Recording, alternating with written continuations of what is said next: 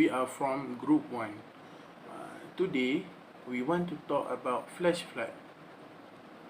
Let me start the speech. Did you know that between 2000 until 2012, natural disaster already cost $1.7 trillion in damage and already affected 2.9 billion people? Floods are the most percentage widespread natural disaster today, and in addition, flash floods can bring walls of water from 10 until 20 feet high and a car can be taken away. Ladies and gentlemen, today we will focus on 4 main points only, which is definition, factor, consequences of the flash flood, and the ways to control or reduce flash flood. First of all, a flash flood caused by heavy or excessive rainfall in a short period of time. Generally, less than 6 hours. Flash floods are usually characterized by raging torrents after heavy rains that rip through riverbeds, urban streets, or mountain canyon, sweeping everything before them. They can occur even if no rain has fallen. For instance, after a retention pond has failed. Now, we move on to the factor of the flash flood. Continuous rain. Continuous rain is non-stop pouring rain will cause flash flood.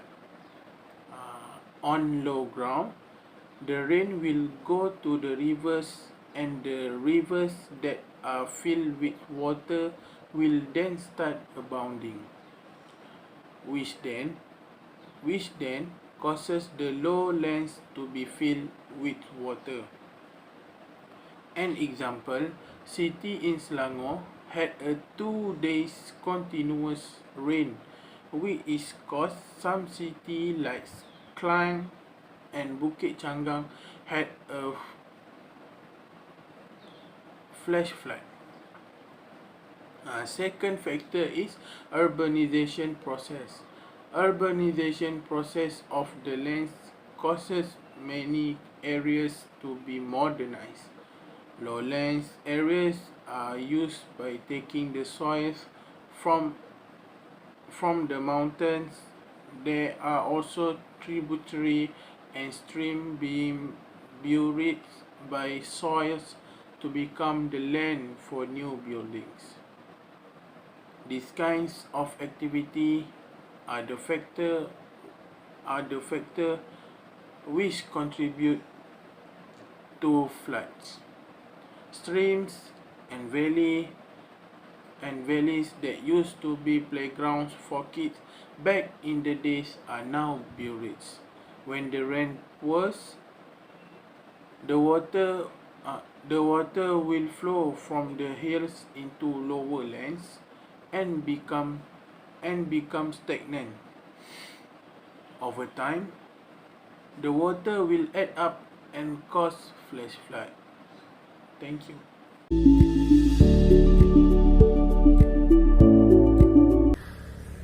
As we know, the flash flood is the most dangerous natural disaster. Today, I would like to talk about the factors of flash flood and one consequence of flash flood. Firstly, the factor of flash flood is river erosion. Constant erosion of the rivers are caused by 2 factors. First, by natural erosion, and second, by domestic waste by the humans. The natural factors happen when heavy rains come and the water would flow heavily and erode the sides of rivers. Eventually, riverbanks will collapse, create sediments at the bottom of the river and cause it to be shallow. In addition, Human activities that like to dump domestic materials at the river will cause the river to become shallow and the water will flow to be blocked. The river cannot hold too much water and cause flood. Besides that, the factor of flash flood is deforestation. Destruction of the forest causes the rains to pour directly into the ground without being absorbed the plants. Heavy rain leads to heavy flow into the rivers. The rivers will then not be able to accommodate the huge amount of the water. Then the water will overflow in the river and causes flood. As an example, Malaysia had the world's highest rate of the forest loss between 2000 and 2012 according to a new global forest map developed in partnership with Google. Malaysia total forest loss during the period amounted to 14.4% of its year's 2000 forest cover. Lastly, the flash flood is caused by forest catchment. A forest is an area that houses a wide variety of plants and animals. In addition, forests can also be used as a balancer for the world ecosystem by lowering the temperature. Forests absorb rainwater that falls to the earth's surface at a rate of between 2% to 20%. Then, the absorbed water will flow to the seedlings through the roots. There is also a process of condensation done by re-releasing water droplets into the air. With this, the water cycle occurs naturally. Deforestation causes rain to continue to fall to the earth without being absorbed by plants. The heavy rain causes a lot of water to flow into the river. The river does not get to accommodate rainwater in large amounts. At this time, an overflow of river water will occur, resulting in flooding. Next, I will discuss about consequence of flash flood. Flash flood will cause death or serious injury. It is because we cannot predict the flash flood, since it can occur without warning, so it is no surprise that people can be seriously injured or killed by this natural disaster. Specifically, the flash flood mostly happen in night while people are sleeping will risk their life. For instance, on 19 August 2021 in Yan Kedah, the flash flood caused 3 people died while 3 more were injured and 4 were missing. Thank you.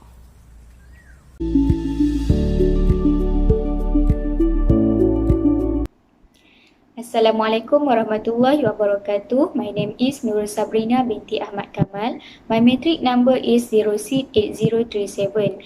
Now I would like to share with all of you about the consequence of flash flood. The nature of flash floods makes them fast and very difficult to predict. Since they can occur without warning, it is no surprise that people can be seriously injured or killed by these natural disasters. Firstly, the consequence of flash flood is damage to property. Flash flood have strong force of water. It can carry large things such as boulders. For example, homes, vehicles, and other property that came in contact with flood waters may not be salvageable. As we know, flash flood have just hit in several countries in Malaysia. Among the most destroyed areas are in Selangor and Pahang. Malaysia also sympathized with this very unexpected incident. Most shockingly, when a flood victim named Ruhana Mahfud had lost her home as quickly as possible and only the stairs remain as memories. Homes that were flooded can be sucked susceptible to harmful molds. Vehicles that were submerged usually have irreparable water damage to the engine and other critical components. Everyone, the boulder will hit house, stalls, vehicles and cause heavy structural damage. Furthermore, heavy water also current will carry all of the important documents that we kept, like identity cards, certificate of birth, certificate of education, and more. As a solution, everyone should prepare one file to save all the documents, so it can help us to bring it if the phenomenon begin. The second consequence is economic losses. This is because the high cost of relief and recovery may adversely impact investment in infrastructure. The other development activities in the area and in certain cases may cripple the frail economy of the region. Everyone, recurrent flooding in a region may discourage long-term investment by the government and private sector alike.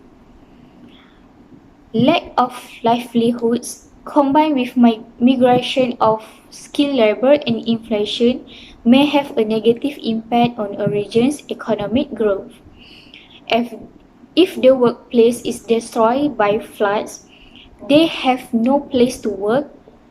This will cause them to lose income and self-sufficiency statistics to decline. It will also increase unemployment in our country. In addition, loss of resources can lead to high cost of goods and services, delaying its development programs. The flash flood may discourage long-term investment by the government and private sector. To conclude, the high cost of relief and recovery may give impact to investment in infrastructure and development activities in the certain area which damaged by flood. Lastly, the consequence of flash flood may lose of critical structures. The outcome of a flood can be catastrophic. Many things can happen as a result from a flood. Effect of a flood can be seen everywhere afterwards. There can be broken roads and railway lines, wrecked houses, electricity and gas supplies can be cut off. Trees fall over and bridges can even break. It requires a lot of revenue to repair tourism assets that have been destroyed. This phenomenon also will make travelling and movement get stuck. Next, cable lines can be taken out and will cause problem in connection of technology.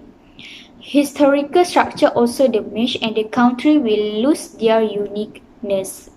That's all from me. Thank you. Hi everyone, I am Ahmad Danish bin Ahmad Fuad and my metric number is 068260. I will tell you my subtopic, which is ways to reduce flash floods. First thing first, you must introduce better flood warning system. By improve our flood warning systems, it will give people more time to take action during flooding, which is potentially saving more lives. The benefit of these warning systems to reduce the impact of flood disaster, because when flood events are extreme or affect regions high vulnerability, they can become life-threatening and devastating. So, by this method, at least we can reduce the impact of the flood. Next, we can construct buildings above flood levels. The government should construct all new buildings 1 meter from the ground to prevent flood damage. Conventional defense had to be supplemented with more innovative methods to lower risk of future disasters. It includes new design of houses, especially for the area that always occur flood every year. Furthermore, we can tackle the climate change to preserve a livable climate, greenhouse gas emissions must be reduced to net zero by 2050 because it is more bold, fast, and wide-ranging action needs to be taken by government and businesses. But the transition to a low-carbon world also requires the participation of citizens, especially in advanced economies. In the same idea, the government should take serious action to the company that do the forestation widely. This is because among the functions of the forest is to hold or delay the flow of the rainwater of the river. But when there is development involving deforestation, it will disturb the natural process of the water flow and cause locations downstream to get large amount of water, thus causing floods. For the future, to prevent the flash flood again, we have to plant more trees. Planting more trees catches rainfall and helps take water from soil. Felled trees can also be laid across streams in wooded areas and help push unusually high waters into surrounding woodlands. Such schemes need be very careful planning and management. The clogged drain can also be the cause of the flash flood. Sustainable drainage is often used in towns and cities, which are prone to flash flooding after sudden heavy rain. In urban areas, large areas of ground are covered in concrete and tarmac. Rain is channeled straight into drainage systems which can become overwhelmed. Large detention basins can also be built to collect rainwater and hold it, managing the volume of water entering urban rivers, while ponds offer further water holding capacity. Okay, that's all from me. Thank you.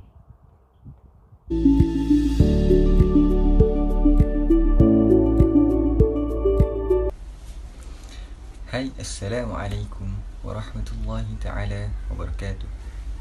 Thank you everyone for listening my explanation.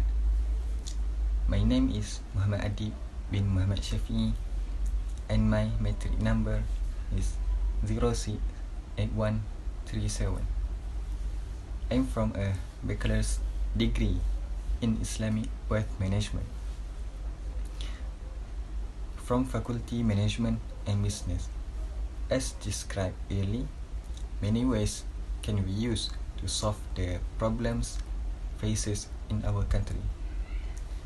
This is no longer a foreign thing in our country.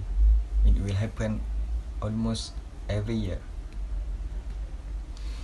I'm here to continue description for ways to reduce flash flood.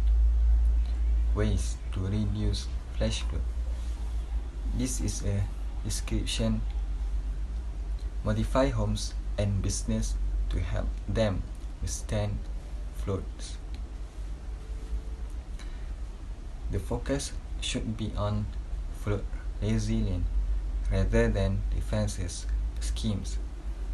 Communities can upgrade their homes, concreting floors and replacing material such as MDF means medium density fiberboard and also plasterboard with more robust alternatives.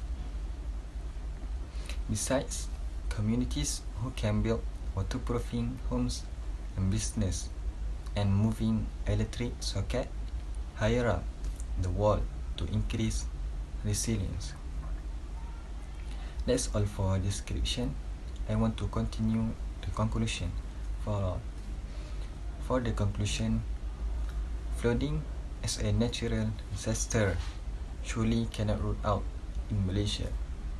But however, its effect can be minimized by undertaking National Disaster Management Agency NADMA NADMA by analyzing the cause of the flood and development of water, land, and related resources in order to generate the economic and social welfare in an equitable manner without compromising the sustainability of vital ecosystems. In conclusion, awareness and cooperation from the residents themselves is very important to realize all the goals and recommendations. Ensuring the stability of the ecosystem of a place is necessary to ensure that the environment can be maintained. In addition, do not blame the authorities only because the process of ensuring the maintenance of the ecosystem depends on all parties and not only the authorities. My last message: let us not practice selfishness because it has a very big impact on all. Thank you everyone for listening the explanation.